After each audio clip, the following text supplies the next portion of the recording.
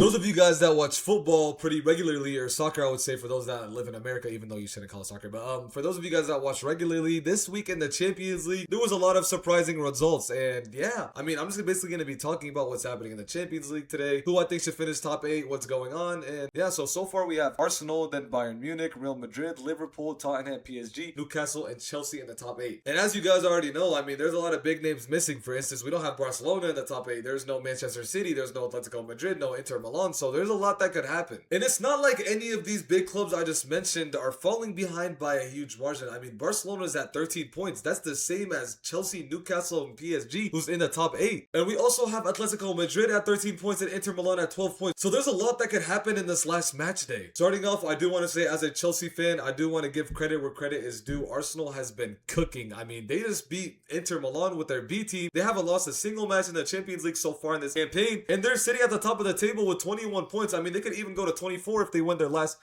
match day point. Another team that I also want to give props is Bayern Munich. I mean, their team just looks stronger than ever. I mean, you have Harry Kane, you have Musiala that just came back. I mean, Luis Diaz. Everyone has just been cooking, as well as Elise. And of course, you have the Champions League kings, Real Madrid, who just came off of a 6-1 win against Monaco, and they just completely dominated that entire game. And especially under Alvaro Arbeloa, I know things looked shaky in the beginning, but I really think that he managed to control the squad. And then we have Liverpool, PSG, and Chelsea, and let's be honest, it makes sense for them to be top 8. I mean, I don't see anything wrong with that. But then we have Newcastle and Tottenham. What the hell are they doing in top 8? What is a polar bear doing in Arlington, Texas? If we just look at the Premier League table, Newcastle isn't doing too bad. They're sitting 8th right now currently with 33 points, but Tottenham Hotspurs are 14 with 27 points. They just came off of a 2-0 win against Dortmund. I'm not going to sit here and lie. Dortmund is a pretty solid team in the Bundesliga. I think they're top 3, and they're losing to teams in the Premier League like West Ham, who are literally in relegation battle. I mean, this club just does not make sense. Something's not adding up. What's going on? What's so unfortunate about this is they just came off of a Europa League win, and I really thought that Spurs were going to just cook in the Champions League this season, but they're doing the complete opposite. I mean, the last time that they were good was back in 2019 when they beat Ajax and then ended up going to the finals and getting their ass whooped against Liverpool. I mean, I feel like that was the only time that Spurs were going to have a chance to win the Champions League even recently, and that's when they had Harry Kane, Heung-min Son. I mean, so much has just changed. Unfortunately, this season just... yeah, I don't think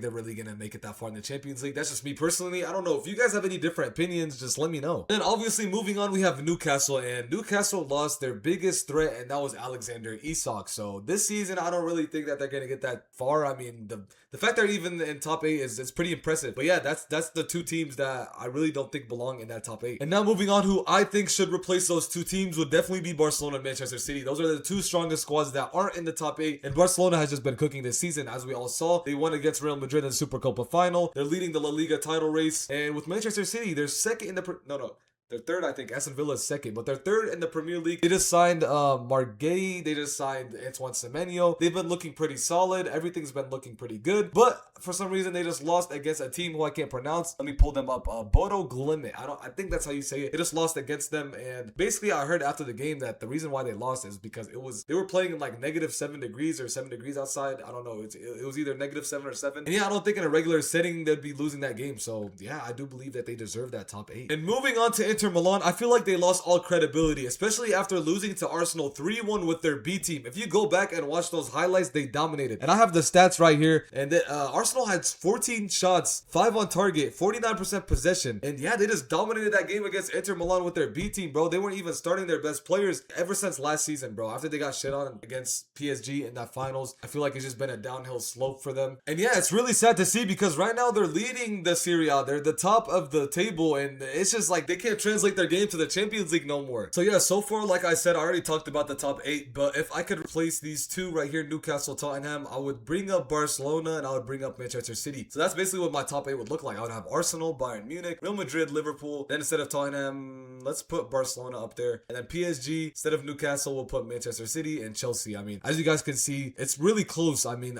everyone has 13 points right here. PSG through Atalanta have 13 points. So 6th through 13th have 13 points. Dude, this Champions League is pretty competitive. Arsenal sitting at the top with 21. They've been perfect. They've won every single game. And I would not be surprised during this Champions League if Arsenal win their first ever Champions League. I mean, this team is it's just shocking me, honestly. And one thing I did want to mention is, can we just talk about the Premier League dominance in this Champions League? I mean, we have 5 Premier League teams inside of the top 8. Arsenal, and then Liverpool, Tottenham, Newcastle, and Chelsea. Holy shit. And I think this quite literally proves that the Premier League is the best league in the world. And if you guys don't, I feel like that's just ignorant, bro. Just look at this. The proof is right in front of us. And this brother, Vinicius Jr., as soon as Xabi Alonso left, this brother has just been cooking. I don't know what it is, but this is a crazy stat that I found on Twitter. It basically is saying that Vinny Jr. equals Xavi's Champions League assists total in 76 fewer games, bro. That's wild, man. And then obviously we have Mbappe, who is currently the top goal scorer with 11 goals, bro. You guys heard that right, 11. This dude is cooking as well. Real Madrid is just looking